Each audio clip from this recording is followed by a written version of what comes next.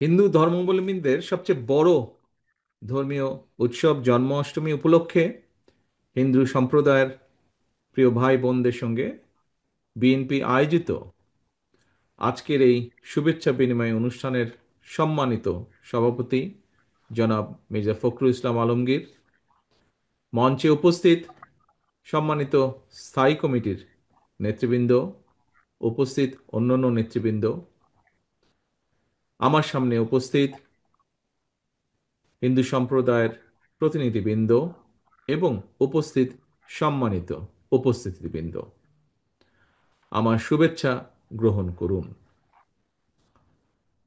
আপনাদের মাধ্যমে আমি বাংলাদেশ সহ বিশ্বের সকল হিন্দু ধর্মাবলম্বী ভাই ও বোনদের আরও একবার জন্মাষ্টমীর শুভেচ্ছা জানাই। প্রিয় উপস্থিতিবৃন্দ, জন্মাষ্টমী উপলক্ষে আয়োজিত এই অনুষ্ঠানে আমি জুলাইয়ের রক্তাক্ত গণ অভ্যুত্থানে কিছু মানুষকে স্মরণ করতে চাই। আজকের এই দিনে শিশু রিয়া গোপ, রথিন বিশ্বাস, হৃদয় চন্দ্র তরুয়া, সৈকত চন্দ্র দে, তনয় চন্দ্র দাস,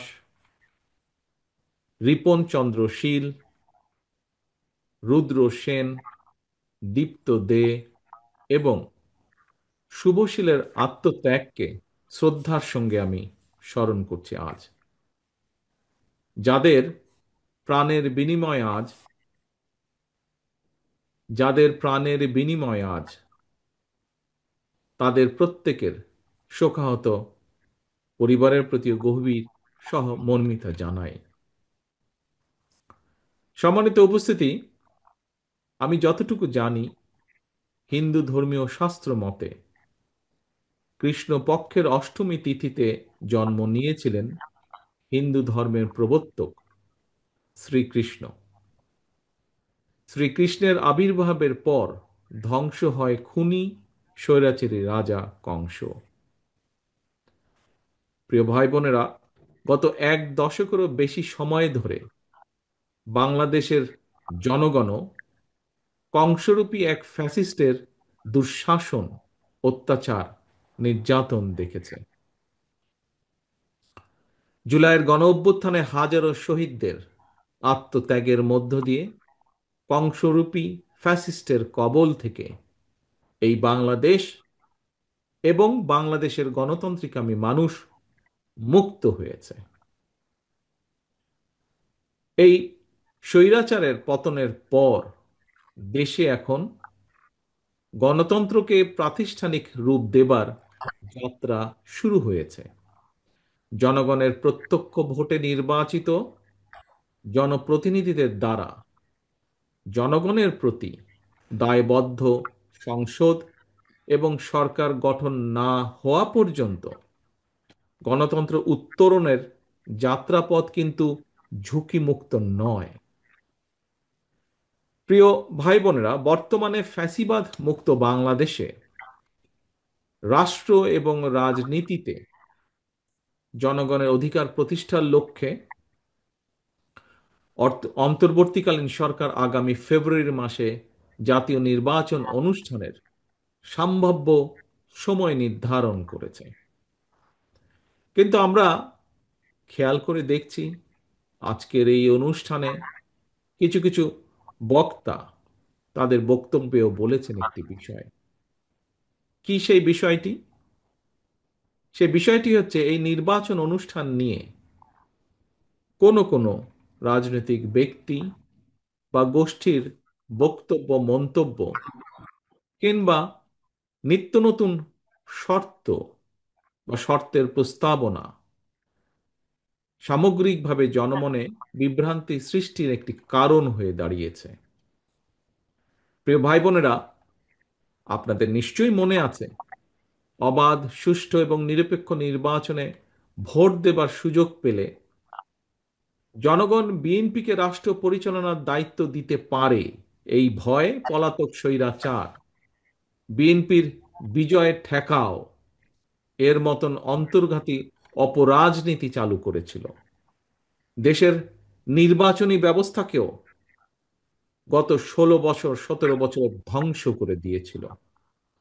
সেটি লোকাল ইলেকশন থেকে শুরু করে জাতীয় নির্বাচন থেকে শুরু করে প্রায় প্রত্যেকটি জায়গায় একই অবস্থা হয়েছিল। তবে আশ্চর্যের বিষয় হলো, স্বৈরাচার মুক্ত বাংলাদেশে এবার ক্ষমতাসীন সরকার নয়, বরং ফ্যাসিবাদ বিরোধী আন্দোলনের রাজপথের সহযোদ্ধা কতিপয় রাজনৈতিক ব্যক্তি এবং গোষ্ঠীর আচরণেও সেই পলাতক স্বৈরাচারের সরকারের মতন বিএনপির বিজয়ে ঠেকাও প্রবণতা লক্ষ্য করা যাচ্ছে। বিএনপির বিজয় ঠেকানোর অপরাজনীতি করতে গিয়ে বিতাড়িত ফ্যাসিবাদী সরকার দেশকে একটি তাবেদারি রাষ্ট্রে, একটি বিশাল বড় জেলখানায় পরিণত করেছিল। বর্তমানে ফ্যাসিবাদ মুক্ত বাংলাদেশেও যারা মনে করছেন নির্বাচন দিলে জনগণ ভোট দিয়ে বিএনপিকে সরকার গঠনে সহায়তা করবে, যারা এই চিন্তা থেকে বিএনপির বিজয় ঠেকানোর জন্য নানা রকম অপকৌশলের বা শর্তের বেড়াজালের আশ্রয় নিচ্ছেন, তাদের দৃষ্টি আকর্ষণ করে বলতে চাই, রাজনীতিকে রাজনীতি দিয়েই মোকাবেলা করুন। জনগণের শক্তির উপরে আস্থা এবং বিশ্বাস রাখুন। বিএনপির বিজয় যদি জনগণ দিয়েই থাকে, সেই বিজয় ঠেকাতে গিয়ে জনগণের রায় প্রদানের পথ রুদ্ধ করবেন না।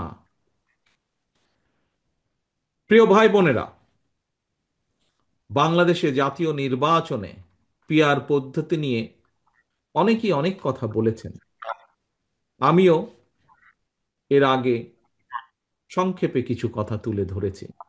আজ আবারও সংক্ষেপে আপনাদের সামনে কিছু কথা, দু একটি কথা এ ব্যাপারে আপনাদের সামনে তুলে ধরতে চাই। প্রিয় সম্মানিত উপস্থিতিবৃন্দ, আমরা জানি বিশ্বের অনেক দেশেই হয়তো নির্বাচনে পিআর পদ্ধতি রয়েছে, তবে বাংলাদেশের আর্থ সামাজিক ভৌগোলিক রাজনৈতিক পরিস্থিতিতে পিআর পদ্ধতিতে নির্বাচনের জন্য এখনো উপযোগী নয় বলেই আমরা কম বেশি মনে করি। কাকে কিংবা কোন ব্যক্তিকে কাকে কিংবা কোন ব্যক্তিকে ভোট দিয়ে নিজেদের প্রতিনিধি হিসাবে নির্বাচিত করে সংসদে পাঠানো হচ্ছে, অবশ্যই জনগণের সেটি জানার অধিকার রয়েছে। কিন্তু প্রস্তাবিত যে পিআর পদ্ধতি, এই পিআর পদ্ধতিতে কোন ব্যক্তিকে নির্বাচিত করা হচ্ছে, জনগণের সেটি জানার পরিষ্কার কোনো সুযোগ নেই। যে কারণে রাজনৈতিক দল বা ব্যক্তি বা যে কোনো রাজনৈতিক দল বা ব্যক্তি জাতীয় সংসদে কিংবা সরকারে প্রতিনিধিত্ব করতে চাইলে অবশ্যই তাদেরকে জনগণের মুখোমুখি হয়ে জনগণের আস্থা বিশ্বাস অর্জনের মাধ্যমে জনগণের রায় অর্জন করা জরুরি। প্রিয় উপস্থিতি, পিআর পদ্ধতি এবং আরো দু একটি ইস্যুতে গণতান্ত্রিক রাজনৈতিক দলগুলোর মধ্যে কিছুটা ভিন্ন মত রয়েছে। এই ধরনের ভিন্ন মত গণতান্ত্রিক বিশ্বে স্বীকৃত, এটি গণতন্ত্রের সৌন্দর্য। তবে বাস্তবতার নিরিখে প্রতিটি ইস্যুই সময়ের সাথে সাথে সুন্দরভাবে সমাধান হয়ে যাবে বা সমাধান করা যাবে বলে আমি বিশ্বাস করি, ইনশাল্লাহ। যার যারা আসন্ন নির্বাচনকে সামনে রেখে পরিস্থিতি ঘোলেটে করার অপচেষ্টা করছেন, এর মাধ্যমে আপনারা হয়তো নিজেদের অজান্তেই গণতন্ত্রের উত্তরণের পথকে বাধাগ্রস্ত করে তুলছেন।